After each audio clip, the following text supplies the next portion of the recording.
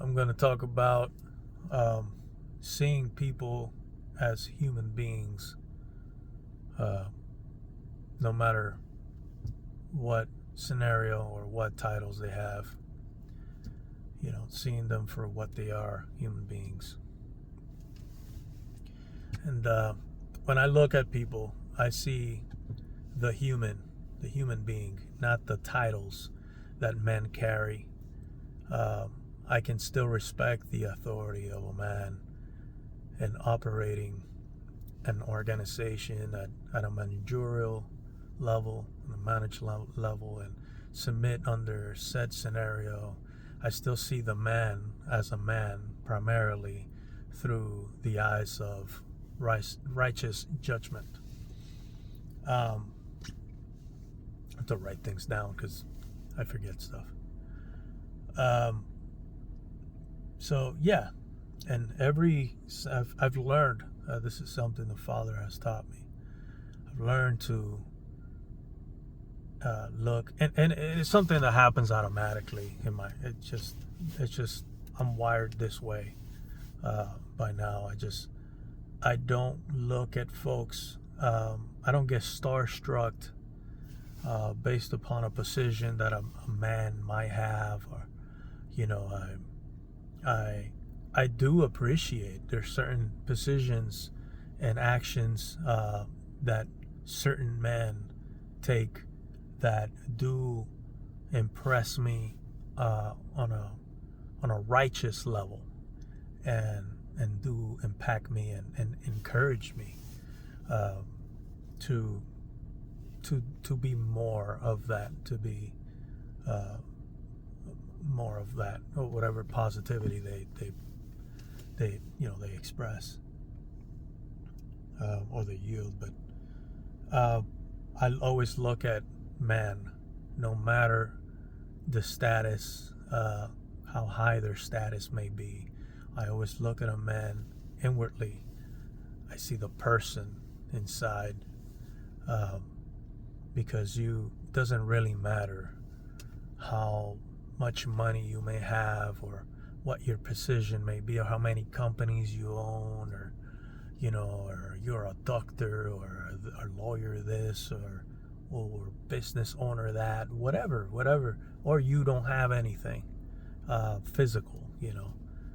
It's character, the actions of the heart, the way you carry yourself as a person, as a human being. And in my world, I use the judgment of on a spiritual basis too, because you can be a person of great character and practice spiritual fundamentals without even knowing it, and not really gotten to the point where you accepted the Messiah, but you can have those good qualities about you. You can be a person that has accepted Messiah and claims to be this and that and the other, and not behave as such. You can be a person that has nothing, and the content of your character say otherwise. You can be a person that don't have anything on a physical level. Not have all those riches and just be great and rich in the things of the Spirit, in the things of the kingdom of our Messiah. So it just goes to show you, it doesn't really matter what your earthly titles may be. In my understanding and what I've came to comprehend, I always treat people on a one-on-one basis. I treat them as human beings, and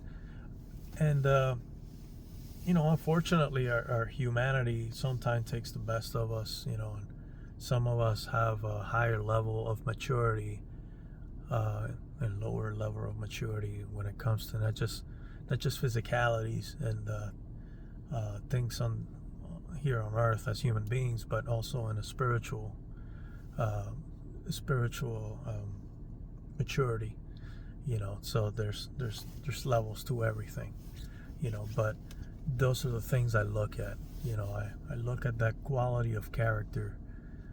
That's like a laser, like I'm honing in. I don't see your titles or who you are when I'm engaging in conversations with anybody. I'm looking at straight to your soul, and I don't know if it's a gift that the Father gave me, but I'm extremely hyper focused and analytical to a fault of people's behaviors and mannerisms and how they deal with situations and how they, it's like I can't help it. I study people on that level. And I don't do it as a way of manipulating, of utilizing this information that I collect on a very psychological level. I don't do it so that I can utilize it against people. I always remember what the word says, to be wise as the serpent and humble like the dove, and that is my intent. I don't try to. I never does it cross my mind utilize what I've noticed and weaknesses and folks and things like that to my advantage on a manipulative way. I don't try to short chuck anybody on any level. I try to be, because the Father's always watching. It doesn't matter how smart you think you are. The Father, the Spirit of the Creator, shows you all truth. And there's some of us that have been gifted that ability to be able to see right through you, through every word, through every gesture,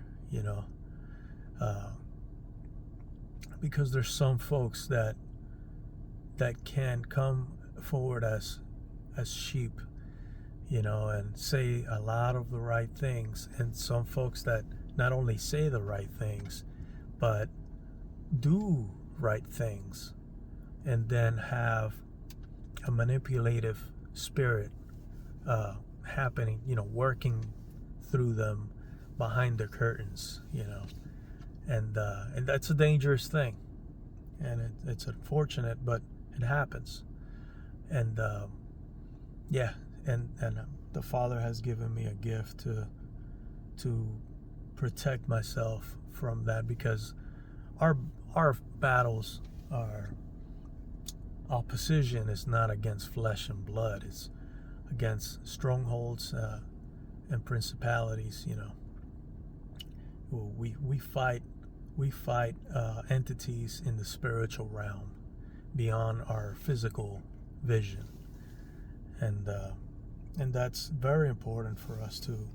It's not to be afraid or be super skeptical of everybody at every moment. It's just something to consider, something that the Father has showed me, something I've learned, is that if you let people talk, they'll tell you exactly who they are. Just let them talk. That's something that I've gotten kind of good at. And I can just be in the room with somebody and just communicate, or allow them to communicate and express themselves, and eventually with some time you will have collected enough information from them that they give you themselves to make a judgment.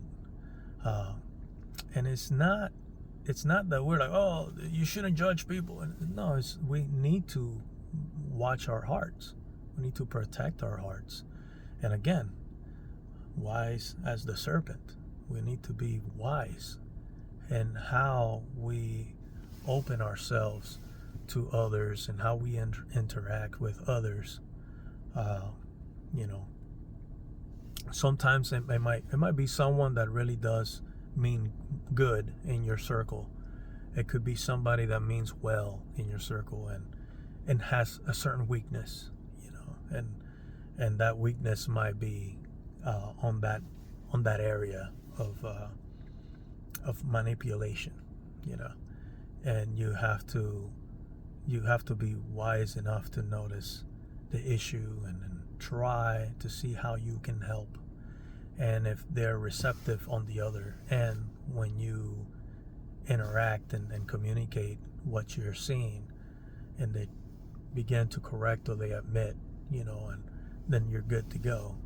If it comes to a point where there's a confrontation and there's no reception on the other side, then you have choices to make, and in your interactions with that individual. And see people for who they are. See them as human beings, spiritual beings living in this physical world. I don't care who they say you are. I cut hair. I guess I was a barber. I cut hair for a living when I was younger. I rode motorcycles, so people called me a biker. There's so many titles. We take on so many titles upon ourselves, but none of those things truly